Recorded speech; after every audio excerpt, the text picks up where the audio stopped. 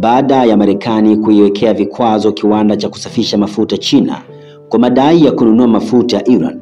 Iran na China sasa vimezidisha ushirikiano wa kiuchumi na kijiografia. Shirika la habari la Farsi limeandika makala maalum kuhusu suala hilo na kusema vikwazo vya Marekani dhidi ya kiwanda cha kusafisha mafuta Shandong Shengxin cha China, ambacho kwa mujibu wa idara ya hazina Marekani kilinunua mafuta yenye thamani ya zaidi ya dola milioni 800 kutoka kwa makampuni yenye uhusiano na Iran kati ya miaka 2020 na 2023. Ni sehemu ya mbinu zinazotumika kuferisha vikwazo vya Marekani. Takwimu za satellite na ripoti za Umoja Mataifa zinaonyesha kuwa mauzo ya mafuta ya Iran yalifikia mapipa milioni 1.82 kwa siku mwezi Machi mwaka 2025. Ripoti ya Tanka inasema kuwa asilimia 45 ya meli za mafuta za Iran zimekuwa zikikwepa vikwazo vya Marekani kwa kutumia mbinu tofauti.